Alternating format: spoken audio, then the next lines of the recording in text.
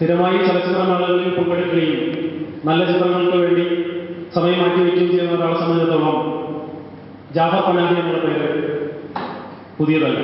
ഗൂഢാലോചനയിൽ ഏർപ്പെടുകയും ആളെ കൂട്ടുകയും ഒക്കെ ചെയ്തു, യോഗത്തിൽ പങ്കെടുക്കുകയൊക്കെ ചെയ്തു എന്ന് നാഷണൽ സെക്യൂരിറ്റിക്ക് എതിരെ പ്രവർത്തിച്ചു, ദേശീയ സുരക്ഷയ്ക്കെതിരെ പ്രവർത്തിച്ചു എന്നൊക്കെയുള്ള കാരണങ്ങൾ പറഞ്ഞാണ് പനാഹിയെ ഇപ്പോൾ അറസ്റ്റ് ചെയ്തിരിക്കുന്നത്. ആ അറസ്റ്റിൽ നിന്ന് ഇയാൾ സ്വതന്ത്രമായിട്ടില്ല. പനാഹി മാത്രമല്ല, പനാഹിയുടെ കൂടെ വർക്ക് ചെയ്തിരുന്ന ചില സംവിധായകരെ, പനാഹിയുടെ ഫാമിലിയെ മുഴുവനാണ് ആദ്യം അറസ്റ്റ് ചെയ്തത്. അതിനുശേഷം 2 ലക്ഷം 2025 മെയ്യിൽ $2 ലക്ഷം ബെയിലിൽ പനാഹി സ്വതന്ത്രനായി. തലത്തിലേക്ക് അല്ലെങ്കിൽ അന്താരാഷ്ട്ര തലത്തിലുള്ള ഒരു ചെറിയ ചെറിയ ക്യാമ്പയിനുകളുടെ ഒരു കളക്റ്റീവിലേക്ക് നമ്മൾ എങ്ങനെ എത്തിച്ചേരുന്നു എന്നുള്ള കാര്യം ഞാൻ ആദ്യം പറഞ്ഞു.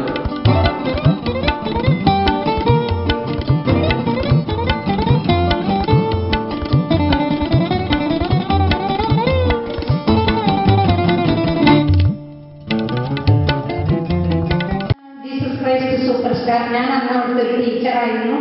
അതുകൊണ്ട് എനിക്ക് കുറച്ചൊരു സാംസ്കാരിക സംഘടനകൾക്കും ഇങ്ങനെയുള്ളൊരു ചില ഘട്ടത്തിൽ അവരുടെ ദൗർബല്യമുണ്ട്. അല്ലെങ്കിൽ ദൈവം തന്നെ നേരിട്ട് ഒന്ന് വിളിക്കും, മോനെ വാ, നിനക്കെല്ലാം പറ്റി എനിക്ക് തന്നെയാണ്. ഒരു ഏരിയയിലെ പലതിനെ കുറിച്ച് നമ്മൾ സംസാരിച്ചുകൊണ്ടിരിക്കുമ്പോൾ ചാനൽ പ്രവർത്തകരുടെ ആവിഷ്കാര സ്വാതന്ത്ര്യത്തിന്റെ ചെറിയ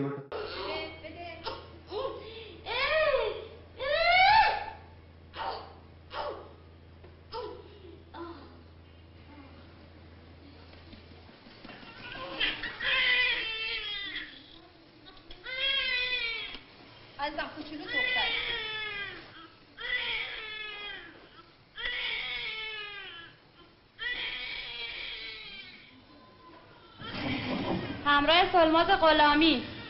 سلماز غلامی. سلام خانم، حال شما خوبه؟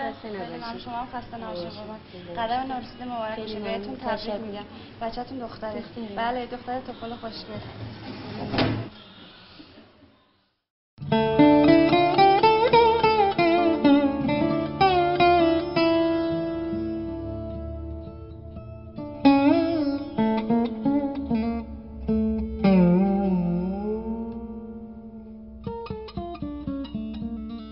Mm-hmm.